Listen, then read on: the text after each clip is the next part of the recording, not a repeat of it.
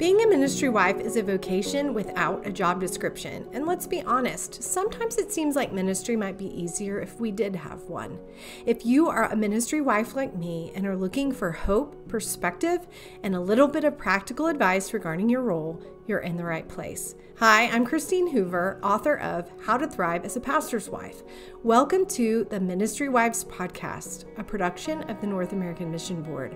Join me as we hear from women from various ministry contexts having authentic conversations about our shared joys and challenges, even the ones we're unsure we can talk about. No topic is off limits. Today, my guest is my friend, Rachel Shelton. Rachel is married to Chris, who runs TBarM Camps in New Braunfels, Texas. Rachel joins me to share about the unique joys and challenges of serving alongside her husband in camp ministry. She shares how God called them into camp ministry, what truths she's learned about God and about herself through camp ministry, and how this kind of ministry fits with their investment in their local church. Here, friends, is my conversation with Rachel Shelton. It's my privilege to welcome my longtime friend, Rachel Shelton, to the podcast. Welcome, Rachel. Hi, Christine. Thanks for having me. We have known each other. We probably shouldn't say how many years because then everyone will know how old we are. But since college days, right. We were roommates back in college and have stayed in touch. So we have this really fun group of friends that we all met in college, and we get together every summer, the last weekend in July. 20 plus years, right? Well, that kind of dates us a little bit, but it has. It's been over 20 years we've been getting together each year. So yeah, in fact, it was at your house this summer. We all slept on air mattresses in your house. We did. It was fun. It was fun. So super fun. And ever since I've known you, you've always been involved in camp ministry. You were a camp counselor when we were in college. You served in camp ministry after college, and now you are married to a man who also is called into camp ministry. And so we're going to talk about that today. But first, I would love for you to introduce yourself to my listeners. Tell us about you.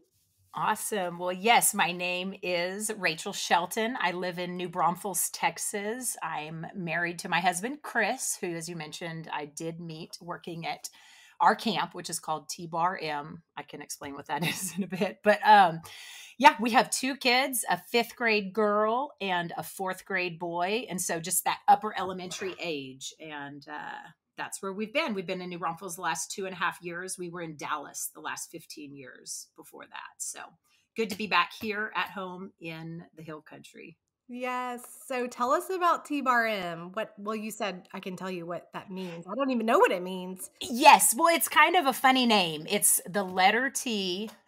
We say the word bar in the letter M because obviously we're in Texas. And so we're all familiar with like a cattle brand. And so that is how you read a cattle brand. It's the letter T and the letter M with a bar over it. And so it's funny. It's hard to Google. It's hard to market. And it always sounds funny when you're saying it, but we work at TBarM Camps. And so we have 6 camps, and just think, I like to describe it as just think like Parent Trap. When you send your kid off to summer camp for a week in the summers, that is what my husband does, is he runs all 6 of our physical camp locations. So yeah. And so like one is a family camp, one is for younger kids, and one is for teenagers. Is that right? Correct. Yes. We have 6 camps, physical locations. 5 of them are here in New Braunfels. We have a traveling camp and one on Lake Travis. So there's like a day camp, a family camp, an elementary school camp, a middle school and high school camp. And then we actually have another day camp out in Midland, so West Texas. Oh. But there are 6 camp programs all under the umbrella of TBarM Camps. Yes, it's a big thing. And actually my oldest son worked as a counselor there this summer, so I got to come. I had seen it back in the day, but it's really grown into a huge whole thing. It is. It's a lot more than we would have ever thought. It just started as summer sports camps here in New Braunfels. And now we've just grown just a little bit more to where it's 6 camps. And 2 different locations, 3 different locations. So, yeah. Yeah. And I wanted to talk to you. Well, one, because I love you and I love talking to you. But two, I wanted to talk to somebody who's doing a unique kind of ministry, and camp ministry definitely fits into that. And I would love to hear how you and Chris view your calling to ministry. Yeah, that's really fun.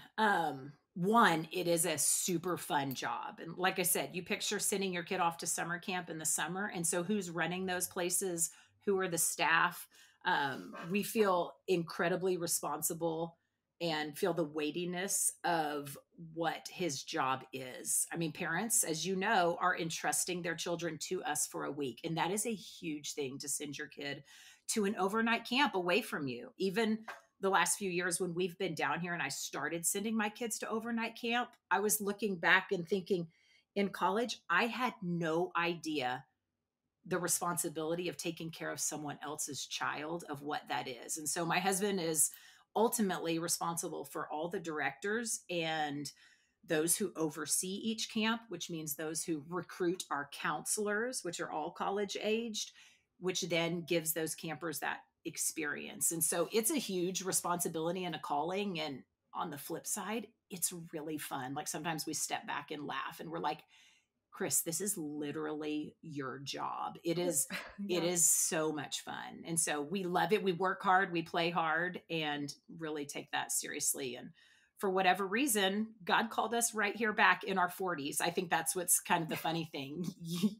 You said you knew me in college, obviously, and I would go be a summer camp counselor. And then I worked here at TBarM for 7.5 years full time before getting married and moving away to Dallas. And so when we were in Dallas the last 15 years, life went on. We would send our kids to camp for the week. And my husband had a different job. And then that's what's funny is we never thought we'd be back at camp in our 40s. And so here we are in a totally different role that's been totally unexpected, but we know we're supposed to be here. Yes. It's really great. It's the move we never knew we needed. And so Yeah. we've loved it. It's been a gift for our family. It's been a gift for our marriage. And like I said, it's pretty fun as well. Yeah. Okay. So for the listener who might not understand, I've gotten a look behind the curtain of what this means for you as a family. So Right. summers and years during the school year are different. Can you explain what that looks like? Right. So that's funny. People ask Chris all the time, so what do you do the rest of the year? Like when camp's not going on, those 10, 12 weeks in the summer, what do you do the rest of the year? And so we live in this little town in New Braunfels. Well, it's not little anymore. It's growing, but we live, work, and play. We don't live on camp property. We have a house. We send our kids to school just as normal these 9 months out of the year. And then we physically move our family for those 10, 12, 13 weeks of the summer out to our camp property location on Lake Travis, which means for our family, we're eating 3 meals a day with 50 college students and 200 campers. There is music blaring. We're in ours is called the Rio, but it's like a big dining hall, a big mess hall. People are standing, picture summer camp. You're singing on tables. You're going to activities. We're swimming at the lake, and we're just the little camp director family that lives in the house at the end of the field. And so for our family, our kids, literally, we live somewhere 9 months, we move somewhere in the summer for 3 months, live somewhere 9 months, move somewhere in the 3 months. So there's some challenges that come with that, but we wouldn't trade it for the world. Our kids are around godly college students who love the Lord immensely. And my kids get to see their dad do their job at work. I mean, how many kids do you know that actually literally see their dad or their mom really do their actual job? Kids don't go to the office with their dad, but in the summers, we're literally there for 10, 12, 13 weeks in the summer. So it's a unique rhythm that just takes, I like to say, sometimes it just feels like we're built for it. We really just go with the flow. And like you were mentioning before, you said seems like a perfect job. It is a great fit for us, and it's been pretty great. Yeah. So do your kids go to camp? They do go to camp. So where we physically live in the summer is our middle and high school camp. My kids are not that old yet, so I send them away to our other location, and I don't see them for those 7 days that they're there. We run 10 one-week sessions. So ours are just Sunday afternoons to Saturday mornings. And so, yeah, my kids went session 4 1 week this past summer, the last couple summers, where I don't see them because it's a different camp location, all under the TBarM Yeah. umbrella. So, yeah. Uh-huh. So for you, this podcast is for ministry wives, and that can be any kind of ministry, including camp ministry. You are a ministry wife. So I would love to hear what this looks like for you. And knowing you, I know this is a calling you feel just as equally as Chris, but you're not doing the job. You don't have the job description. Right. So how do you view your part in this? What is your calling? Yeah. So you're right. I am not technically, actually, not technically, I'm not an employee of TBarM. And so I don't get a paycheck. But like you said, this is our calling. I am just as all in as my husband. He's the one who is the employee with the responsibility.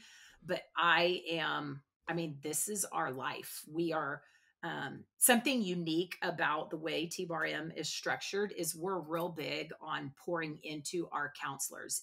We call them coaches just because it was originated as a sports camp, but we pour into our counselors. We pour into our coaches big time, which means I get to have a part in that. And specifically with the girls on staff, I lead a leadership group of girls.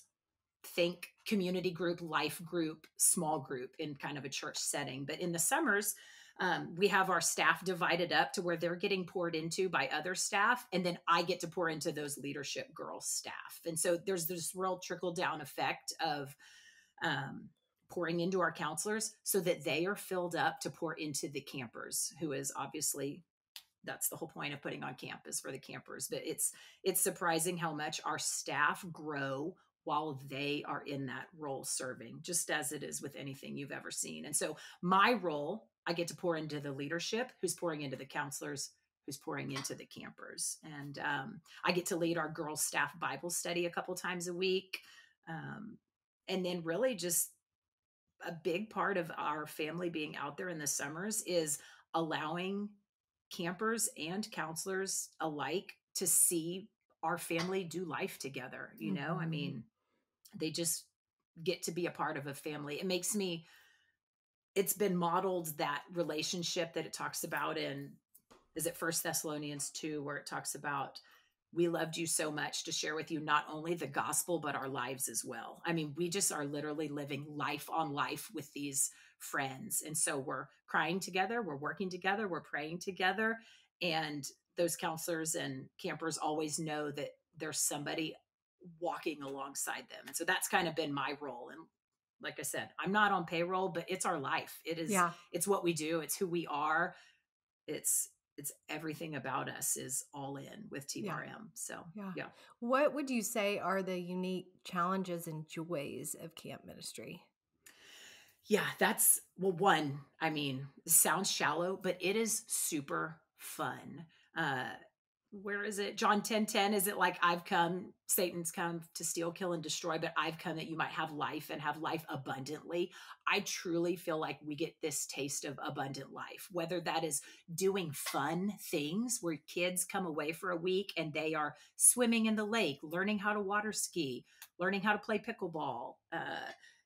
They are doing fun things. They are tasting what it's like to be away from their cell phones for the week. They are getting in God's word every day as a practice. They're around college students who are having a ball in being fully devoted followers of Christ. And so I think that's part of the unique joy of being at camp, is it's really fun. And then on the more deep down serious side, the joys of seeing God do what only he can do.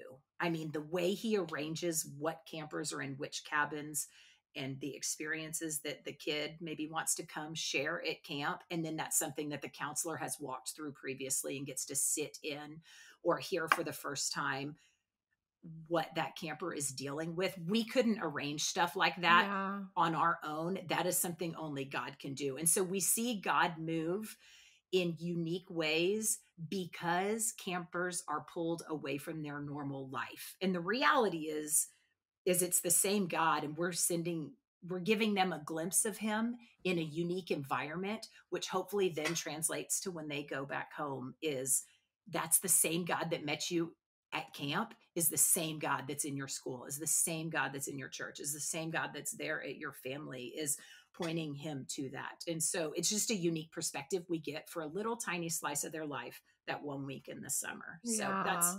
that's probably one of the most unique things I've loved watching, is kids getting away and hearing from the Lord in a way that they hadn't noticed before. Maybe that's what Yeah. it is. Yeah. What about the Yeah. challenges though? Because there's got to be some challenges to this kind of ministry. Yeah, there are. I for sure the pace of life and the rhythm of life is super unique. That we move multiple times, move in May and then move back home in August.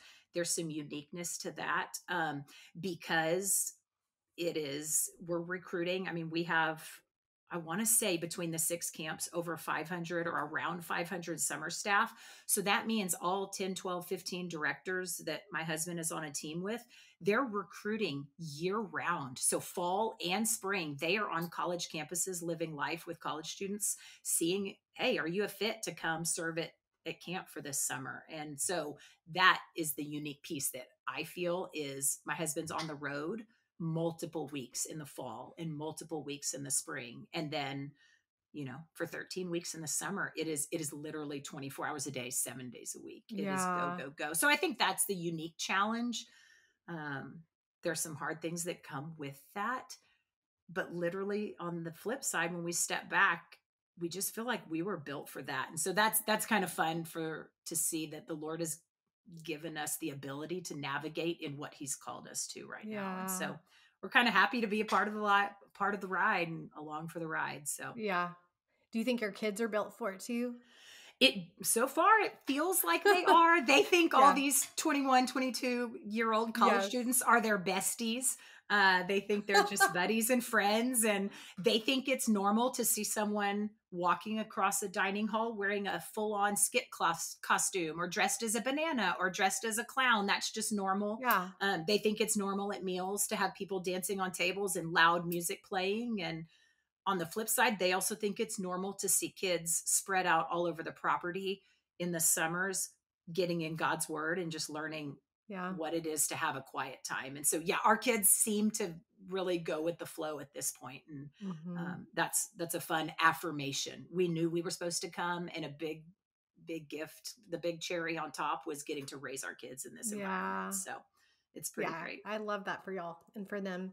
A lot of what you do really is college ministry. You're on college campuses, you're recruiting college students to be counselors, you're investing in college or college plus age kids, and kids really, they're adults. So I would love to hear from you just what you're learning about ministering to college students these days. That's something that's really fun. That's probably one of my favorite. Don't tell the campers. That's probably our favorite part of the job, is the connections we get to make with college students. And you saw it. It shaped me and who I was in college. It shaped who I am, my view of people, my view of the Lord. It sharpened my commitment to the Lord. It taught me how to get in the Word and have quiet time, and how to really just do life in a way that honors the Lord. And so the joy of being on the back end is watching college students. There's nothing new under the sun. Like, college students are still figuring out who they are. They're still figuring out what it looks like to live life on life with people. They're still figuring out how to get up and serve kids when you are physically, emotionally, spiritually exhausted. And so that's something fun that we love, is getting to do life with these college students. And we're just a few steps ahead of them. Sometimes Chris and I look at each other and laugh, and we're like, okay, wait, we're in our 40s. We are not 22, but sometimes it feels like we are, because we're just wrestling in and walking alongside these college students with the same things that we learned while we were at camp: how to work hard, how to, get up and pour out, and truly just, I say silly, it's not silly. When somebody is struggling with something, we just learned a discipline of, okay, just stop down and pray with them right then and there. It's just that doing ministry and being who you are and talking to God just as you're going along your way. And I think that's something that we saw at camp when we were in college working as counselors, And then it's just been something we get to shepherd those college students through now. So it's a really unique perspective. Yeah. I'm challenged too to try to not keep up with all the trends and try to be so cool and relate to them. The times have changed, but the same hearts haven't. And so I laugh. I was on a text message with some of our leadership girls, and I'm like, what does that mean? Is that a good phrase? She typed in some funny word that was super trendy right now. And I'm like, is that good or bad? And so learning to be who we are as we relate to the students and share what the Lord's doing, because they're not looking for people older than them to try to connect and be real young and hip. They're just looking for people who are going to point them to Christ. And we're doing our best to try to do that as we try to do that for ourselves. So I can totally hear you saying, what is that? Is that good or bad? I don't know. Someone It help is. me. It is. And they can laugh at it because I can laugh at myself. So That's funny. I'd love for you to speak to what you just mentioned about students are learning how to work hard and how to get up when they're physically exhausted, emotionally exhausted, and serve others. Because every ministry wife listening, yeah. she has experienced that. And so how are you helping the college kids work through that? Yeah, oh gosh, I wish we had a great canned answer that we could bottle and package and send that out. But I remember being in college, being a counselor at TBarM, and each day the campers clean up their cabin, and you've got to clean toilets and get your cabin kind of ready for inspection. This just kind of normal daily routine. And I remember back then praying the simplest prayers. I'm laying on my bed going, Lord, you've got to sit me up and put my feet on the ground. I have nothing left to give to these campers, these 8, 10, 12-year-olds at the time. I have nothing left. And seeing the Lord be faithful with that simple prayer. And so don't we all face that even just now today, as going, Lord, get me up, help me get my kids ready for school, help me support my husband in what he's doing, help me go be who I need to be. And the way we kind of do that with the college students is, for one, it's letting them be a part of our family and see us do that.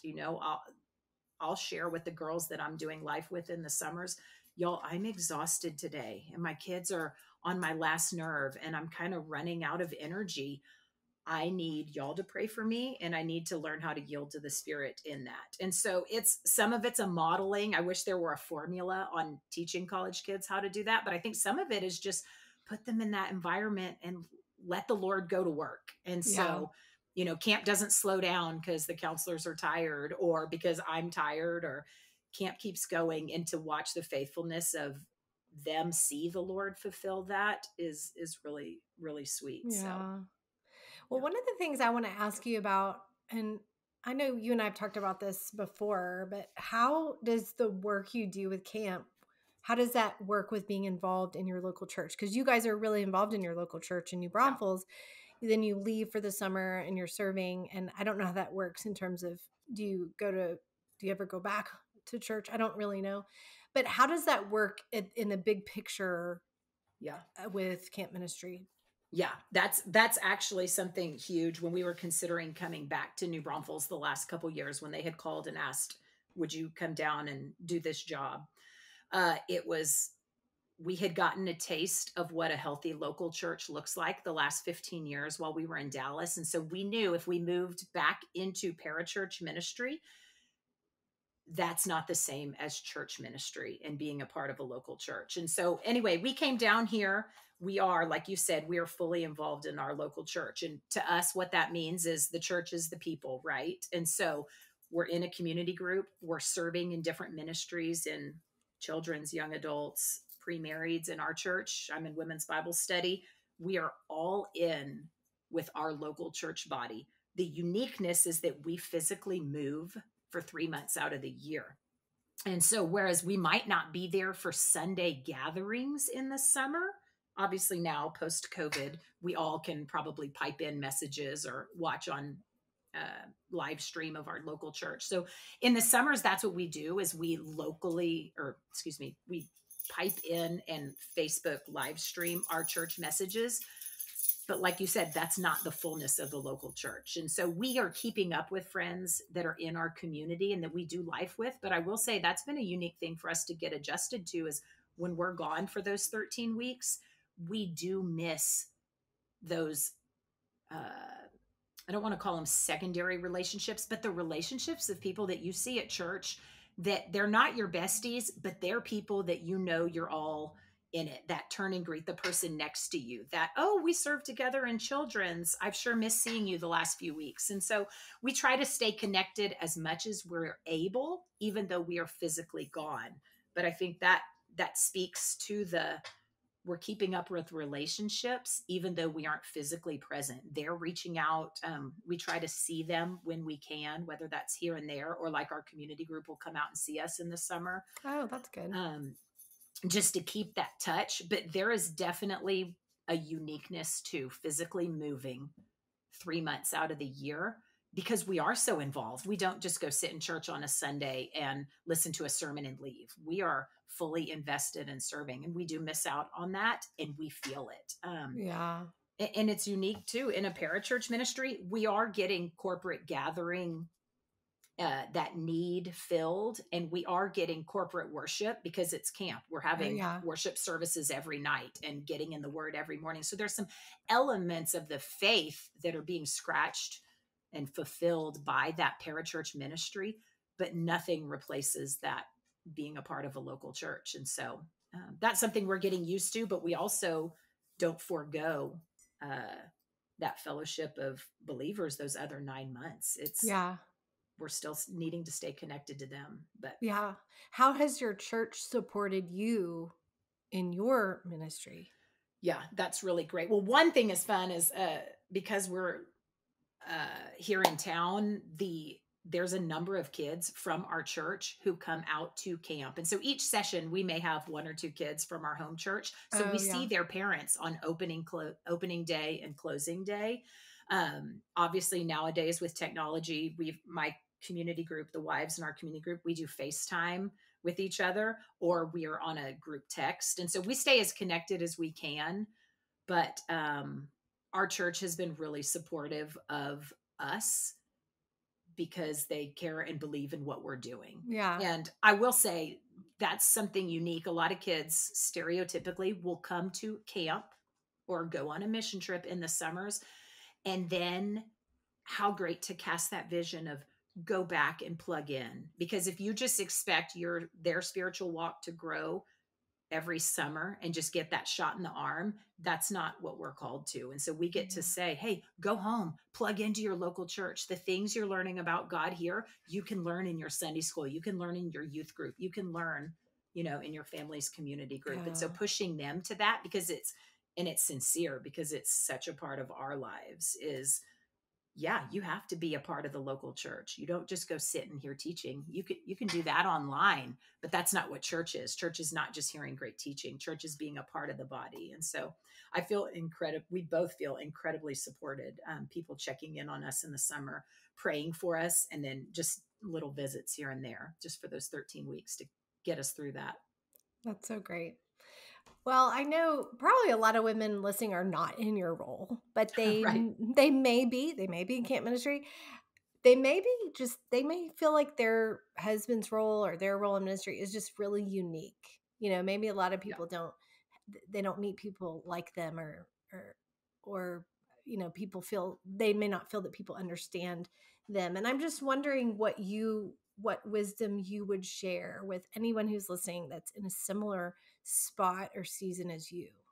Yeah, no, that's good. Okay, you're going to think this is not genuine, but I kid you not, someone on one of your podcasts used this phrase, and this is what I have been saying as anybody asks me about what we do. I used to always say, we just strive for balance. We just strive for balance. And one gal that you interviewed at some point said, I don't strive for balance. I strive for integration.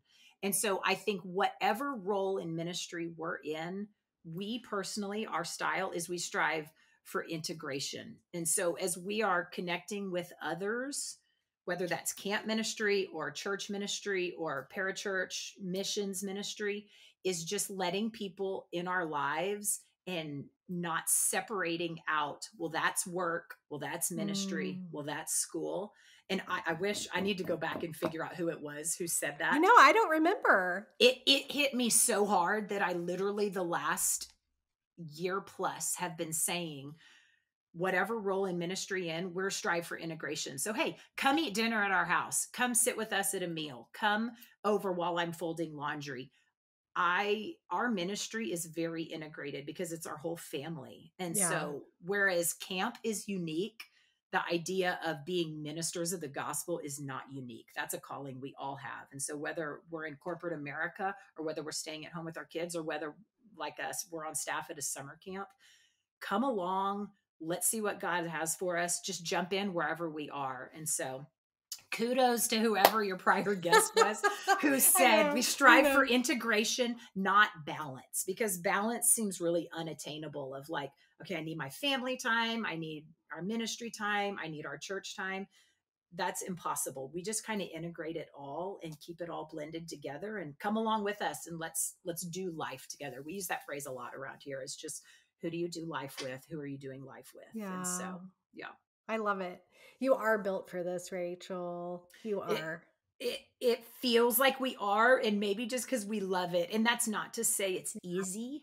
Right. It's not to say that it is, we're not on cruise control. We have to really work really hard to yield and to see what God has for us in each conversation. But it does feel like we are just built for it. Things that could be a huge burden aren't. They're a joy. It's a joy to move back and forth. It's a joy for my kids to get away for the summer and have 22-year-olds be their best friends. And it's a joy to wake up and watch a new group of campers each week come in and see what God has for them and what he's going to, do in their lives. And just to be a part of that, to be a part of walking alongside everybody doing it. So do you think you'll be doing this when you're 60?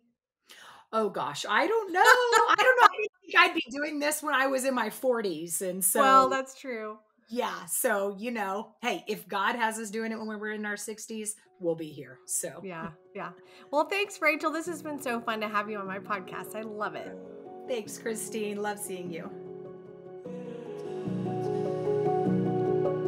Ladies, if you are a woman who leads in ministry, whether you're on staff or in a volunteer capacity, I would love to invite you to join me for the first National Women's Evangelism Conference in Alpharetta, Georgia on April 8th and 9th next year. I know this event will encourage and equip you to create a culture of evangelism in your ministry. Register today and make plans to join us. Visit namevangelism.com/women-conference or visit the link in the show notes for all the details. Can't wait to see you there.